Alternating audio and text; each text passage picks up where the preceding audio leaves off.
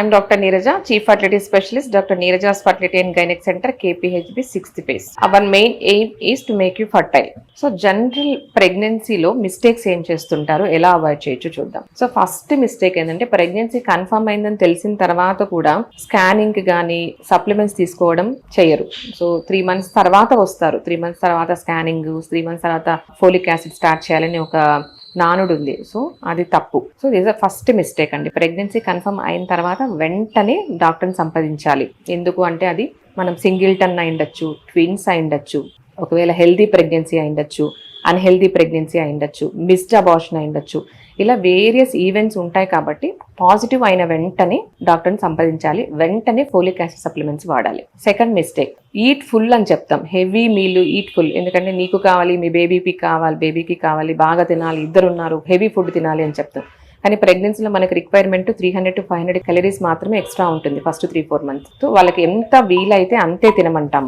So excess వాళ్ళకి first 3 months acidity వల్ల, nausea వల్ల వాళ్ళు తినలేరు కాబట్టి వాళ్ళకి ఏది నచ్చితే ఎంత వీలైతే అంత తినమంటాం. సో ఇంకొకటి ఎక్సర్సైజెస్, యూట్యూబ్లో చూసి ఎక్సర్సైజెస్, స్క్వాట్స్ ఫర్ నార్మల్ డెలివరీకి వాళ్ళే చేస్తూ ఉంటారు. ఇది కూడా నాట్ అడ్వైజబుల్ అండి. ఎప్పుడు కానీ డాక్టర్ అడ్వైస్ లేకుండా ఎక్సర్సైజ్ అనేది స్టార్ట్ చేయకూడదు. సో డాక్టర్ ఒకవేళ అడ్వైస్ చేశారు అంటేనే వాళ్ళు అండర్ సూపర్విజన్ ఎక్సర్సైజ్ చేయాల్సి ఉంటుంది. ఎందుకంటే కొంతమందికి ప్లజెంటా కింద ఉండడము, వేరే కాంప్లికేషన్స్, హిమటోమా అంటారు, ఆ ప్రెగ్నెన్సీ చుట్టూ బ్లడ్ కలెక్షన్ ఉండడము అండ్ వేరియస్ చాలా మనకు ఈవెంట్స్ ఉంటాయి కాబట్టి కొంతమందికి ఎక్సర్సైజ్ అడ్వైస్ చేస్తాం, కొంతమందికి అడ్వైస్ చేయం. సో డాక్టర్ సూపర్విజన్ లేకుండా కొత్త ఎక్సర్సైజెస్ అంటూ అలవాటు చేసుకోకూడదు. అండ్ కొంతమంది pressures pregnancy full bed rest చెప్పేస్తారు, full bed rest. So full bed rest కూడా అడ్వైస్ చేయమండి. ఆ bed rest, full bed rest వల్ల కూడా వాళ్ళకి డైజెషన్ ఇష్యూస్ అండ్ అసిడిటీ అవన్నీ ఉంటాయి కాబట్టి full bed rest not advisable. And ఎప్పుడు కానీ ప్రెగ్నెన్సీ మెమరబుల్ గా ఉండాలి. సో అదొక మనకు పెయిన్ఫుల్ గా ఉండకూడదు.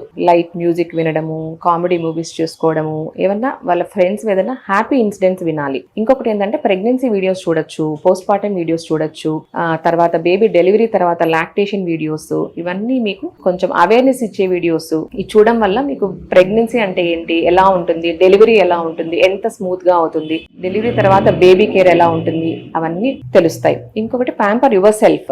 అండ్ మెయిన్ ఏంటంటే టైంకి తినడము, టైంకి మందులు వేసుకోవడం, టైంకి చెకప్స్ చేసుకోవడం చాలా చాలా ఇంపార్టెంట్.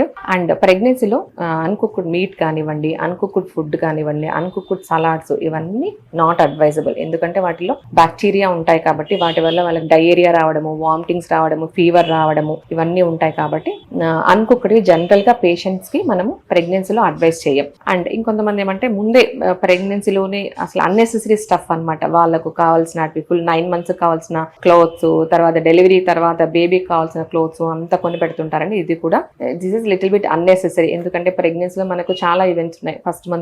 ఫస్ట్ ట్రైమిస్టర్ లో కొన్ని కాంప్లికేషన్స్, సెకండ్ ట్రైమిస్టర్ లో కొన్ని కాంప్లికేషన్స్, దాన్ని బట్టి ప్రెగ్నెన్సీ మనకు ఏ విధంగా టర్న్ అవ్వచ్చు. కాబట్టి సో ఈ unnecessary buying of stuff for babies కానివ్వండి, మదర్స్ కి కానివ్వండి, ఇట్స్ నాట్ అడ్వైజబుల్. ఇవన్నీ సమ్ టిప్స్, కాకపోతే some mistakes to correct in pregnant women. Thank you.